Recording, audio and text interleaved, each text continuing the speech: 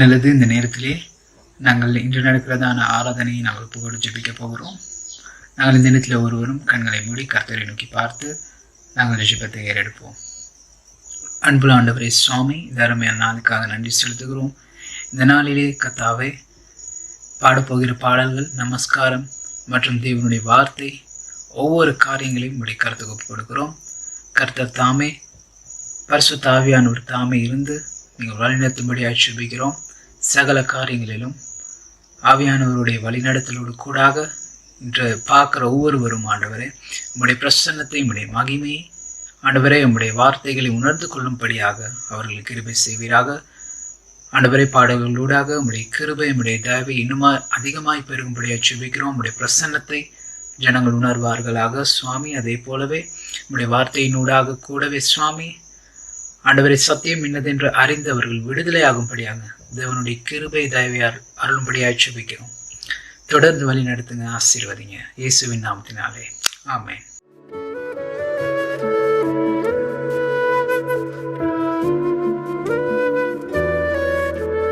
துதிகளின் மத்தியில் வாசம் செய்பவரே, தூயவரே, என் மேய்ப்பரே. துதிகளின் மத்தியில் வாசம் செய்பவரே, தூயவரே, என் மேய்ப்பரே. உம்மை பாடிடுவே, உம்மை போற்றிடுவே, உம்மை துதிப்பே என் இயேசு ராஜனே, உம்மை ஆராதிப்பேனே.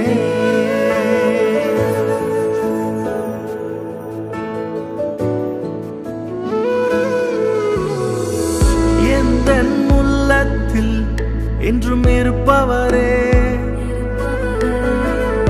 என்னை என்றும் வழி நடத்துபவரே. எந்தன் உள்ளத்தில் என்றும் இருப்பவரே, என்னை என்றும் வழி நடத்துபவரே. நீரே என் தஞ்சம், எனக்கு யாரும் இல்லை. என் கரத்தை பிடித்து என்றும் நடத்தி செல்லுமே. நீரே என் தஞ்சம், எனக்கு யாரும் இல்லை. என் கரத்தை பிடித்து என்றும் நடத்தி செல்லுமே. இயேசு ராஜனே, உம்மை ஆராதிப்பேனே.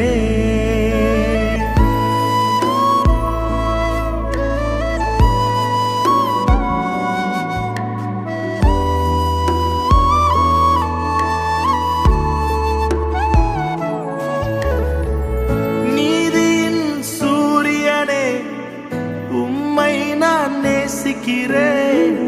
நிகரில்லா கருணை கடலே, உம்மை நான் நேசிக்கிறேன். நீதியின் சூரியனே, உம்மை நான் நேசிக்கிறேன். நிகரில்லா கருணை கடலே, உம்மை நான் நேசிக்கிறேன். நேசிக்கிறேன், நேசிக்கிறேன், உம்மை தானே சுவே. சுவாசிக்கிறேன், சுவாசிக்கிறேன், உம்மை தானே சுவே.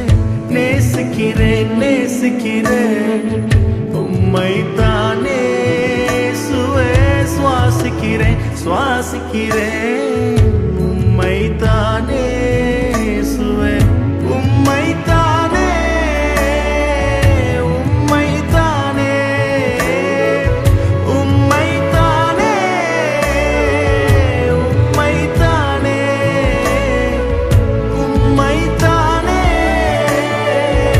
உம்மை தானே, உம்மை தானே,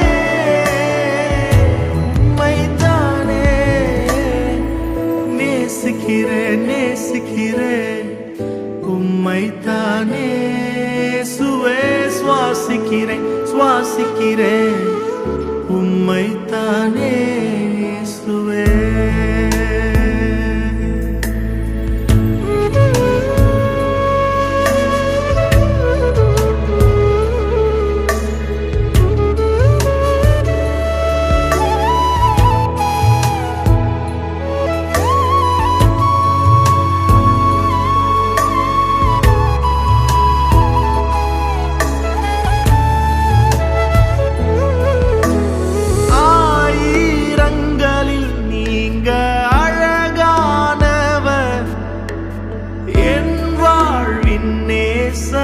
நீரே. சாரோனின் ரோஜாவும் பள்ளத்தாக்கின் புஷ்பமே, உம்மை நான் அறிந்து கொண்டே.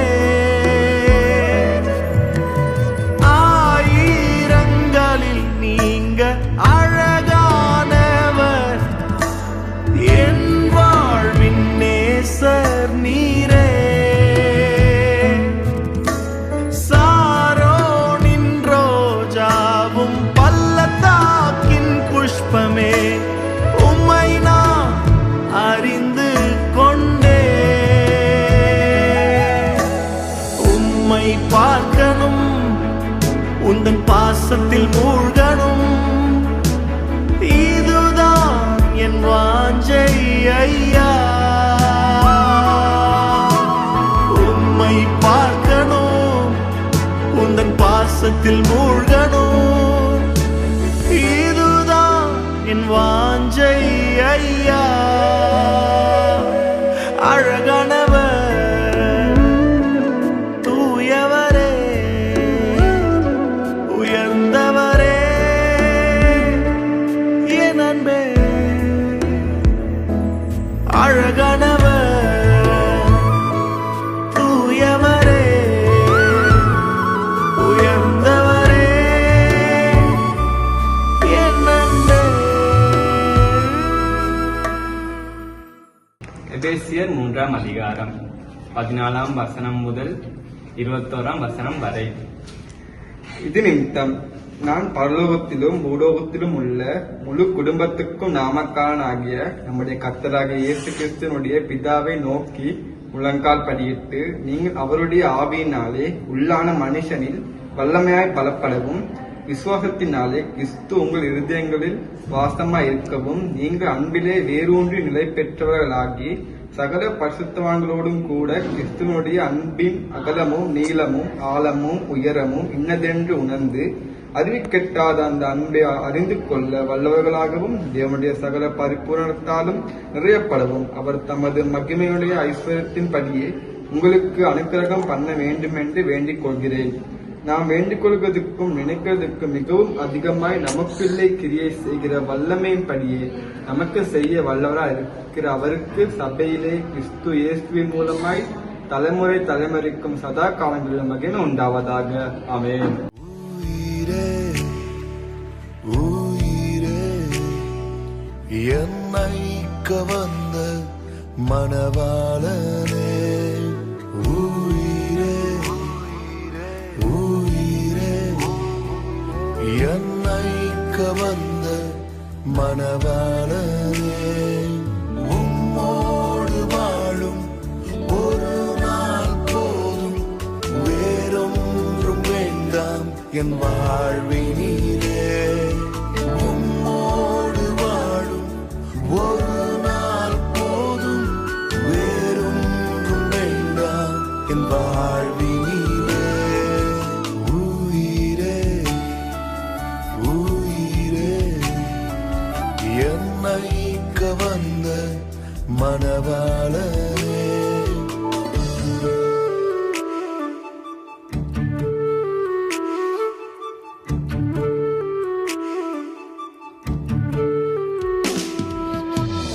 என் கையை பிடித்தவர் நீர். நானே உம்மை விட்டு பிரிய வேண்டும் என்று நினைத்தாலும் நீர் என்னை பிரிவதில்லை. வாக்களித்தவர் நீர். நீர் சொன்னதை நான் மறந்தாலும் தேவனே நீர் மறப்பதில்லை. கைப்பிடித்தவர் நீர், கைவிடுவதில்லை. வாக்களித்தவர் நீர், வாக்கு மறப்பதில்லை. கைப்பிடித்தவர் நீர், கைவிடுவதில்லை. வாக்களித்தவர் நீர், வாக்கு மறப்பதில்லை. உம்மோடு வாழும் ஒரு நாள் போதும், வேறொன்றும் வேண்டாம் என் வாழ்வினிலே. உம்மோடு வாழும் ஒரு நாள் போதும், வேறொன்றும் வேண்டாம் என் வாழ்வினிலே.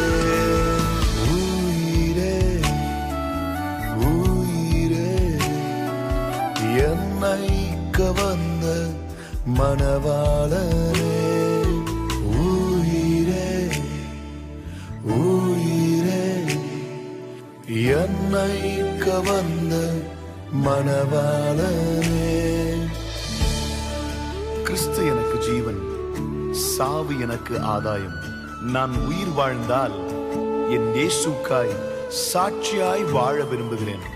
ஒருவேளை நான் மரித்தாலும் அவருக்காக சாட்சியாய் மரிக்க விரும்புகிறேன்.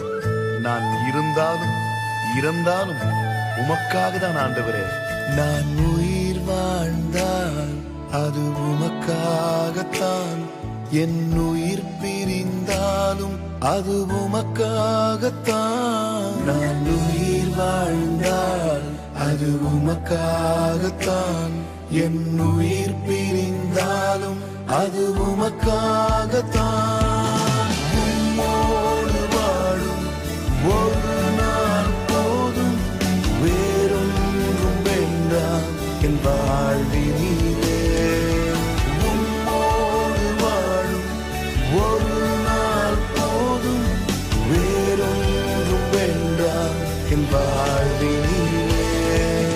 உம்மோடு வாழும் ஒரு நாள் போதும், வேறொன்றும் வேண்டாம் என் வாழ்வினிலே. உம்மோடு வாழும் ஒரு நாள் போதும், வேறொன்றும் வேண்டாம் என் வாழ்வினிலே. யோவான் எழுதிய சுவிசேஷம் 6ஆம் அதிகாரம் 1ஆம் வசனம் தொடக்கம் 21ஆம் வசனம் வரை. இவைகளுக்கு பின்பு இயேசு திபிரியா கடல் எனப்பட்ட கலிலேயா கடலின் அக்கறைக்கு போனார். அவர் வியாதிக்காரரிடத்தில் செய்த அற்புதங்களை திரளான ஜனங்கள் கண்டபடியால் அவருக்கு பின் சென்றார்கள். இயேசு மலையின் மேல் ஏறி அங்கே தம்முடைய சீஷருடனே கூட உட்கார்ந்தார். அப்போது யூதருடைய பண்டிகை ஆகிய பாஸ்கா சமீபமாய் இருந்தது. இயேசு தம்முடைய கண்களை ஏறெடுத்து திரளான ஜனங்கள் தம்மிடத்தில் வருகிறதை கண்டு பிலிப்புவை நோக்கி, இவர்கள் சாப்பிடத்தக்க அப்பங்களை எங்கே கொள்ளலாம் என்று கேட்டார். தாம் செய்ய போகிறதை அறிந்திருந்தும் அவனை சோதிக்கும்படி இப்படியாக கேட்டார். பிலிப்பு அவருக்கு பிரதி உத்தரமாக, இவர்களில் ஒவ்வொருவரும் கொஞ்சம் கொஞ்சம் எடுத்துக்கொண்டாலும் 200 பணத்து அப்பங்களும் இவர்களுக்கு போதாதே என்றான். அப்போது அவருடைய சீஷரில் ஒருவரும் சீமோன் பேதுருவின் சகோதரனுமாகிய அந்திரேயா அவரை நோக்கி, இங்கே ஒரு பையன் இருக்கிறான். அவன் கையில் 5 வாற்கோதுமை அப்பங்களும் 2 மீன்களும் உண்டு. ஆனாலும் அவைகள் இந்த ஜனங்களுக்கு எம்மாத்திரம் என்றான். இயேசு ஜனங்களை உட்கார வையுங்கள் என்றார். அந்த இடம் மிகுந்த புல்லுள்ளதாய் இருந்தது. பந்தியிருந்த புருஷர்கள் ஏறக்குறைய 5000 பேர் இருந்தார்கள். இயேசு அந்த அப்பங்களை எடுத்து ஸ்தோத்திரம் பண்ணி சீஷர்களிடத்தில் கொடுத்தார். சீஷர்கள் பந்தியிருந்தவர்களுக்கு கொடுத்தார்கள். அப்படியே மீன்களையும் அவர் எடுத்து அவர்களுக்கு வேண்டிய மட்டும் கொடுத்தார். அவர்கள் திருப்தி அடைந்த பின்பே அவர் தம்முடைய சீஷர்களை நோக்கி, ஒன்றும் சேதமாய் போகாதபடிக்கு மீதியான துணிக்கைகளை சேர்த்து வையுங்கள் என்றார். அந்தபடியே அவர்கள் சேர்த்து வாற்கோதுமை அப்பங்கள் 5 அவர்கள் சாப்பிட்டு மீதியான துணிக்கைகளினாலே 12 கூடைகளை நிரப்பினார்கள். இயேசு செய்த அற்புதத்தை அந்த மனுஷர் கண்டு, மெய்யாகவே இவர் உலகத்தில் வருகிறவரான தீர்க்கதரிசி என்றார்கள். ஆதலால் அவர்கள் வந்து தம்மை ராஜாவாக்கும்படி பிடித்துக் கொண்டு போக மனதாயிருக்கிறார்கள் என்று இயேசு அறிந்து மறுபடியும் விலகி தனியே மலையின் மேல் ஏறினார். சாயங்காலம் ஆன போது அவருடைய சீஷர்கள் கடற்கரைக்கு போய் படகில் ஏறி கடலின் அக்குறையில் உள்ள கப்பர் நகமுக்கு நேராய் போனார்கள். அப்பொழுது இருட்டாய் இருந்தது. இயேசுவும் அவர்களிடத்தில் வராதிருந்தார். பெருங்காற்று அடித்தபடியினால் கடல் கொந்தளித்தது. அவர்கள் ஏறக்குறைய 3-4 மைல் தூரம் தண்டுவலித்து போன பொழுது இயேசு கடலின் மேல் நடந்து படகுக்கு சமீபம் வருகிறதை கண்டு பாய்ந்தார்கள். அவர்களை அவர் நோக்கி, நான் தான், பயப்படாதிருங்கள் என்றார். அப்போது அவரை படவில் ஏற்றிக்கொள்ள மனதாயிருந்தார்கள். உடனே படகு அவர்கள் போகிற கரையை பிடித்தது. கர்த்தருடைய நாமத்துக்கு ஸ்தோத்திரம் உண்டாவதாக. எனது பெயர் பால் டன்பர்க். நான் சர்வ்னவுடன் இணைந்து கொலராடோ ஸ்பிரிங்ஸ் என்ற பகுதியிலே ஊழியம் செய்து வருகிறேன். பல்வேறு மொழிகளில் வரும் புத்தகங்களை திருத்தவும், மொழிபெயர்ப்பாளர்களுக்கு உதவவும், வகை அமைப்பை செய்யவும், அட்டைகளை உருவாக்கவும், உலகெங்கிலும் உள்ள பல்வேறு நாடுகளில் அச்சிடுவதற்கு புத்தகங்களை தயாரிக்கவும் எங்கள் குழுவுடன் சேர்ந்து இந்த தொடர்ச்சியான பணியை நாங்கள் செய்து வருகின்றோம். அதற்கு நான் தலைமை தாங்கி வருகின்றேன். கடந்த சில வருடங்களாக இந்த திட்டத்துடன் இணைந்து பணியாற்ற எனக்கு கிடைத்த பாக்கியத்தை நான் மிக பெரும் பாக்கியமாக பெருமையாக எண்ணுகிறேன். மேலும் எதிர்காலத்தில் தேவன் செய்யப்போகின்ற காரியங்களை பார்க்க நான் ஆவலோடு காத்திருக்கின்றேன். நல்லது. யோவான் 6ஆம் அதிகாரத்திலிருந்து இயேசு 5000 பேருக்கு உணவளித்த இந்த கதையை பற்றி பேசும்படியாக நான் கேட்கப்பட்டேன். இந்த கதையிலே நான் விரும்புகின்ற காரியம் என்னவென்றால், இந்த சம்பவமானது 4 சுவிசேஷ புத்தகங்களில் பகிரப்பட்டிருக்கின்ற அந்த விதம்தான். நாம் புரிந்து கொள்கின்றோமோ என்பதை உறுதிப்படுத்தி கொள்ள அவர் விரும்பியதால் 4 சுவிசேஷ புத்தகத்திலும் இந்த விஷயத்தை அவர் உள்ளடக்கி இருக்கின்றார். இதை புரிந்து கொள்வதில் நம்முடைய பங்களிப்பு மிக முக்கியமாக இருக்க வேண்டும். முதலாவதாக 5 அப்பங்களையும் மற்றும் 2 மீன்களை கொண்டு வந்த அந்த சிறுவனை பற்றி நினைக்கும் போது, அதாவது அவனிடத்திலே தேவனுக்கு கொடுக்க அதிகமான வளங்கள் இருக்கவில்லை. இதை நாம் புரிந்து கொள்ள வேண்டும். தன்னிடம் அவ்வாறு வளங்கள் இருப்பதாக அவன் நினைக்கவே இல்லை. மேலும் இந்த சிறிய அப்பங்கள் மீன்கள் இவ்வளவு பேருக்கு உதவ முடியுமா என்று அவன் நினைத்து சில நேரம் மனசோர்வடைந்திருக்கலாம். ஆனால் நம்மிடம் இருக்கிற சிறிய காரியத்தை கொண்டு தேவனால் மிக ஆச்சரியமான காரியங்களை செய்ய முடியும். தேவன் சகலத்தையும் தன்னுடைய கட்டுப்பாட்டிலே வைத்திருக்கிறார் என்பதை இந்த கதை நமக்கு ஞாபகப்படுத்துகின்றது, நினைவுபடுத்தி காண்பிக்கின்றது. ஜனங்கள் இங்கே இருந்தபோது, அவர்களுக்கு உணவளிக்க எதுவும் இல்லாத போது, இயேசு தான் செய்ய நினைக்கும் காரியத்தை பற்றி அறிந்தவராய் அதை பிலிப்புவிடம் கேட்டார். அவருக்கு பிலிப்புவிடம் அதை பற்றி கேட்க வேண்டிய அவசியம் இல்லை. காரணம், என்ன நடக்கப் போகிறது என்றும் தாம் என்ன செய்ய போகின்றார் என்பதையும் இயேசு முன்கூட்டியே அவர் நன்றாக அறிந்திருந்தார். ஆனால் அவர் செய்யப்போகும் காரியத்தை குறித்து பிலிப்புவுக்கு விசுவாசம் இருக்கிறதா என்று அவர் தன் சீஷனாகிய பிலிப்புவின் விசுவாசத்தை அங்கே சோதித்து பார்ப்பதை நாங்கள் பார்க்கிறோம். என்ன நடக்கப் போகிறது என்று அவருக்கு முன்கூட்டியே தெரியும். காரணம், அனைத்தும் அவருடைய கட்டுப்பாட்டில் தான் இருக்கிறது. இரண்டாவது பகுதியாக நாம் இங்கே பார்க்கிற விடயம்தான் பெருக்கம். இந்த பகுதி பெருக்கத்தை பற்றி பேசுகிறது. அந்த சிறுவனிடம் இருந்த அந்த சிறிய காரியத்தை எடுத்து அதை பெருக்கமடைய செய்தார். அற்பமானதை எடுத்துக்கொண்டு தன் நோக்கத்தை நிறைவேற்ற அதை பயன்படுத்துவதை நாங்கள் இங்கே பார்க்கிறோம். இந்த சிறுவன் ஒரு தியாகத்தை செய்வதோடு அவன் இயேசுவின் மீது விசுவாசத்தை வைப்பதையும் நாங்கள் கவனிக்கின்றோம். இந்த செயலானது பெரும்பாலும் ஒரு வேதனையான ஒரு செயலாக இருக்கிறது. ஒருவேளை சரீர ரீதியாக வேதனையாக காணப்படாவிட்டாலும் மன ரீதியாக உணர்வு பூர்வமாக நாங்கள் பார்க்கும்போது அது வேதனையாக இருந்திருக்கலாம். சிறுவன் சௌகரியமாக தான் வாழ்வதற்காக வைத்திருந்த அந்த உணவை அவன் தியாகம் செய்து ஒரு அசௌகரியமான நிலைமைக்கு தள்ளப்படுகிறான். அதாவது தான் வாழ்வதற்கு வைத்திருந்த உணவை இழக்கிறான். அதை அவன் தியாகம் செய்கிறான். தியாகம் செய்வது ஒரு சங்கடமான செயலாக காணப்படலாம். ஆனால் தியாகபூர்வமாக கொடுப்பது என்பது வேதம் முழுவதும் கொண்டாடப்பட்ட ஒரு செயலாகவே நாங்கள் பார்க்கிறோம். பெருக்கத்துக்கு தியாகம் என்பது மிக முக்கியமான ஒரு அம்சமாக காணப்படுகிறது. அந்த சிறுவன் இதை அந்த நாளிலே கற்றுக்கொள்கிறான். முடிவாக பெருக்கம் என்பது கர்த்தருடைய கிரியைக்குள் அடங்கியிருக்கிறது. அது அவருடைய கிரியையாக காணப்படுகிறது. அது ஒரு கடினமான விடயம் அல்ல. சிறுவன் தான் கொண்டு வந்திருந்த அந்த உணவை கொடுத்தான். இது நிச்சயமாகவே விசுவாசமும் தியாகமும் நிறைந்த ஒரு செயலாக காணப்படுகிறது. ஆனால் அந்த சிறுவன் அல்ல 5000 பேருக்கு உணவு கொடுத்தது. சீஷர்களும் அல்ல 5000 பேருக்கு உணவு கொடுத்தது. சிறுவனும் சீஷர்களும் வெறுமனே இந்த தேவ கிரியையிலே பங்கேற்பாளர்கள் மட்டுமே. மக்கள் இயேசுவால் உணவளிக்கப்பட்டார்கள். கர்த்தருடைய கிரியை அங்கே நடந்ததால் எல்லா மக்களுடைய வயிறும் நிறைந்தது.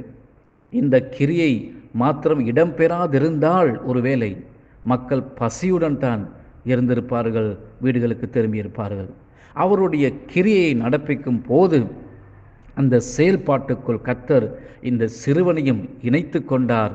அவனையும் அந்த செயலுக்குள் தேவன் அனுமதித்திருந்தார். நம்முடைய வாழ்க்கையிலும் இதுதான் உண்மை. நமக்குண்டான அனைத்து வளங்களுடன் நாம் அவரையே விசுவாசித்து அவருடைய ராஜ்யத்தை முன்னேற்றுவதற்கு நாம் உழைக்க வேண்டும், ஊழியம் செய்ய வேண்டும் என்று கர்த்தர் விரும்புகிறார். ஆனால் முடிவிலே பெருக்கத்தை ஏற்படுத்துவது நமக்கு இருக்கும் வளங்களோ சொத்துக்களோ நம்முடைய கிரியைகளோ அல்ல. அனைத்தும் அவர் கட்டுப்பாட்டில் இருக்கிறபடியால் அவருடைய கிரியையே நம்முடைய வாழ்க்கையிலே பெருக்கத்தை ஏற்படுத்துகின்றது. அவருடைய பணியில் நாங்கள் வாஞ்சியோடு பங்கேற்கும் போது அவர் அப்பத்தையும் மீனையும் பெருக்கினார். பெருக்கம் என்பது கர்த்தருடைய கிரியின் பின் வரும் விளைவாகும். அது நம்முடைய வேலை அல்ல. இந்த சிறுவனை கூட நாங்கள் பார்க்கும்போது அவன் அந்த நாளிலே இந்த ரகசியத்தை கற்றுக்கொண்டான் என்பதை நாங்கள் பார்க்கிறோம். எனவே உங்களிடம் கொஞ்சம்தான் இருக்கிறது என்று நீங்கள் உணர்வீர்களே ஆனால், அல்லது என்னிடத்தில் எதுவுமே இல்லை என்று நீங்கள் உணர்வீர்களே ஆனால், அந்த சிறுவனை கொஞ்சம் ஞாபகப்படுத்திக் கொள்ளுங்கள். அவனிடமிருந்து 5 அப்பங்களையும் 2 மீன்களையும் பாருங்கள். அவன் அன்று கற்றுக்கொண்டதை உங்கள் நினைவிலே நினைவுறுத்திக் கொள்ளுங்கள். உங்கள் வளங்களை கொண்டு கர்த்தரை நம்புங்கள். நீங்கள் நினைத்து கூட பார்க்க முடியாத அளவுக்கு உங்கள் வளங்கள் பெருகுவதாக என்று நான் ஆசீர்வதிக்கிறேன். கர்த்தர் தாமே உங்களை ஆசீர்வதிப்பாராக. ஆமேன். நீரே ஆதாரம் என்று அறிந்தேன், என் ஆசைகளை உம்மிடத்தில் விட்டுக் கொடுத்தேன். நித்தம் உம் வாக்கை நம்பி நடப்பேன், நீ செய்வதெல்லாம் நன்மைக்கென்று உணர்ந்து கொண்டேன். தந்துவிட்டேன் முழுவதுமாய், நம்புகிறேன் இன்னும் அதிகமாய். என் சுக வாழ்வை நீ துளிர்க்க செய்யும் நேரம் இதுவே. நீரே ஆதாரம் என்று அறிந்தேன், என் ஆசைகளை உம்மிடத்தில் விட்டுக் கொடுத்தேன்.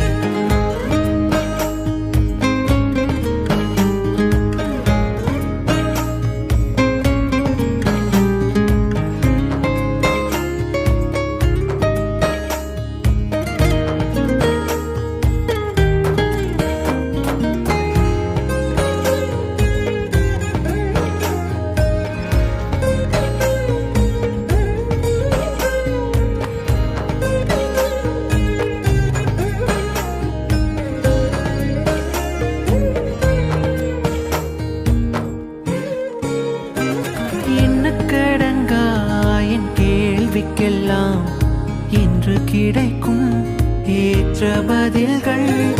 எத்தனையோ வாக்குகள் நீர் கொடுத்தும் என்று நிறைவேறும் என்ற நிலைகள்.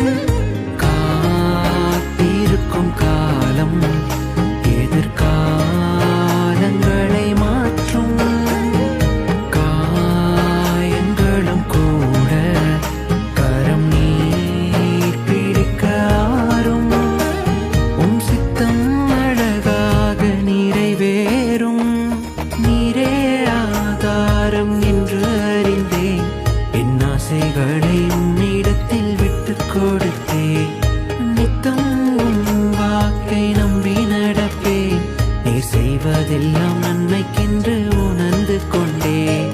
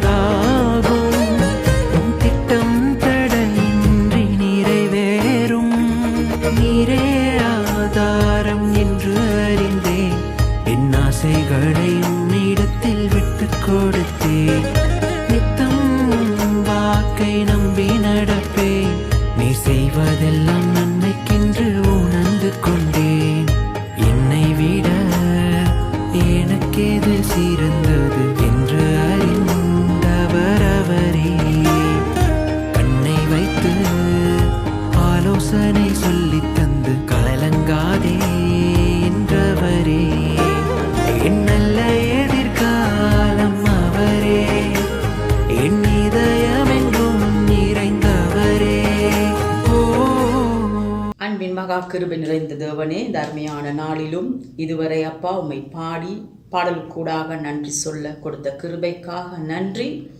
அதே வண்ணம் அப்பா நாங்கள் இதுவரை செவிமடுத்த தேவ செய்திக்காக நன்றி சுவாமி. அந்த தேவ செய்தியை பகிர்ந்து கொண்டவர்களுக்காக நன்றி சொல்லுகிறோம். அப்பா இந்த நாளிலும் நீர் எங்களோடு பேசின ஒவ்வொரு வார்த்தைகளுக்காக நன்றி. ஆமாண்டவரே, அந்த வார்த்தையானது 30, 60, 100 பலன் கொடுக்கத்தக்கதாக இந்த நாளிலே எங்கள் வாழ்க்கையிலே கிரியை செய்ய நீர் எங்களுக்கு கிருபை கட்டளையிடும்படி நாங்கள் ஜெபிக்கின்றோம். ஆமாப்பா, விசேஷமாக அநேகருக்கு சாட்சியுள்ளவர்களாக, அநேகருக்கு எடுத்துக்காட்டும் பிள்ளைகளாக, அநேகரை உம்மண்டை வழிநடத்தும் பிள்ளைகளாக நீர் எங்களை மாற்றும்படியாக நாங்கள் மன்றாடுகிறோம்.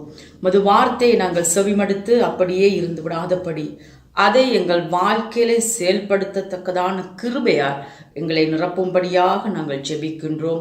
இந்த நாளிலும் ஆண்டவரே அப்பா, இதுவரை நடத்தின தேவன் தொடர்ந்தும் எங்களுடைய எதிர்காலத்தை உடைய கரத்தில் ஒப்பு கொடுக்கிறோம்.